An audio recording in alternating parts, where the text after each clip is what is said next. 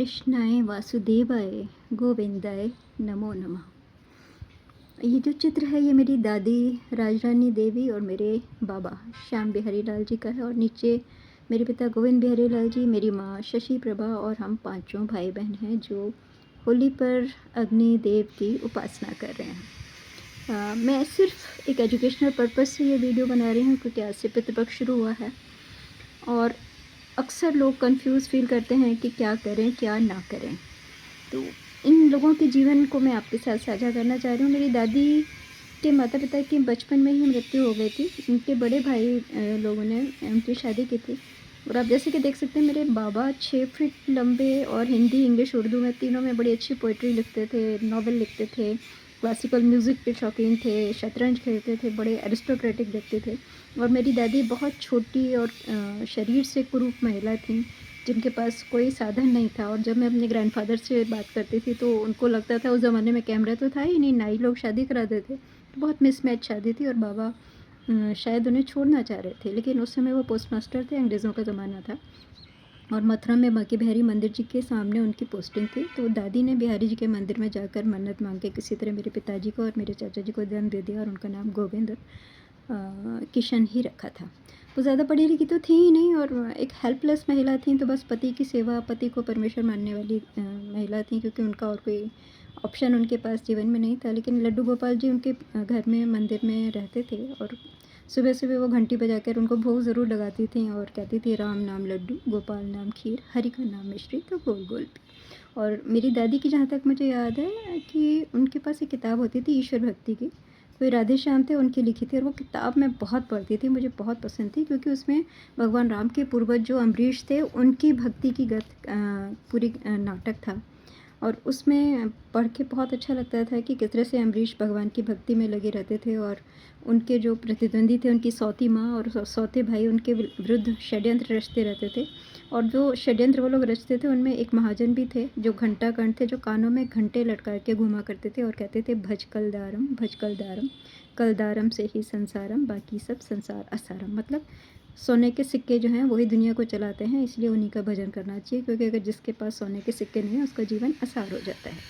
और इन्होंने अम्बरीश को डिफेम करने के लिए बड़ी षड्यंत्र रचे, सूखा क्रिएट किया कि किसी तरह से अम्बरीश को जो है राजगद्दी ना मिले, लेकिन भगवान विष्णु जो थे अम्बरीश की बहुत चमत्कारी ढंग से सहायता करते थे और बाद में राजा ने अम्बरीश को ही अपना उत्तराधिकारी घोषित किया।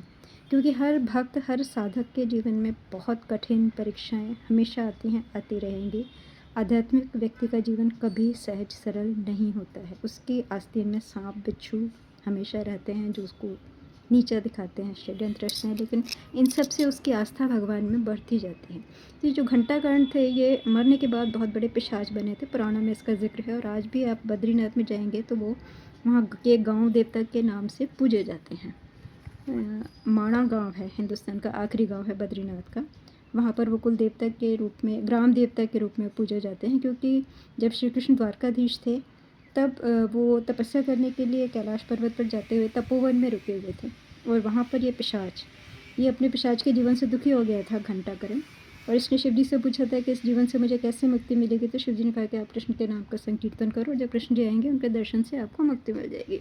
तो तपोवन में भगवान श्री कृष्ण ध्यान लगा कर बैठे हुए थे, तब ये पिशाच शोर बचाता हुआ वहाँ पर आया कि कृष्ण कहाँ है, कृष्ण कहाँ है। कृष्ण जी उसको देख कर मुस्कुराने लगे, और जब उसको पता लगा कि ये कृष्ण ही है तो वो एक ब्राह्मण का मांस कृष्ण जी को अर्पित करने के लिए लाया था। तो कृष्ण जी ने मुस्कुरा के उसे कहा था कि तुम्हारी भावना का मैं सम्मान करता हूँ, लेकिन मैं इस तरह की चीज़ें ग्रहण नहीं करता।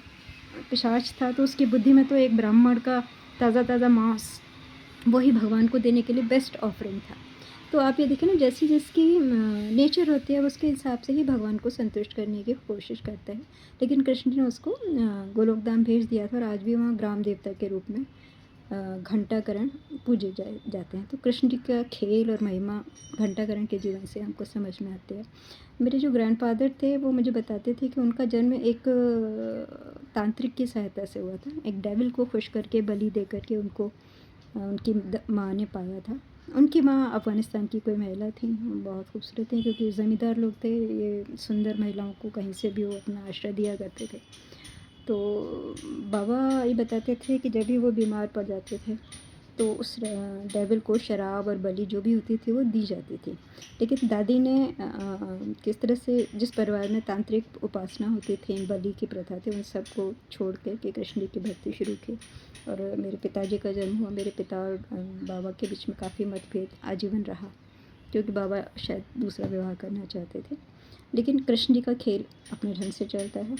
मेरी माँ ने भी जीवन में बहुत संघर्ष किया और बहुत आध्यात्मिक संस्कृति को उन्होंने स्थापित किया।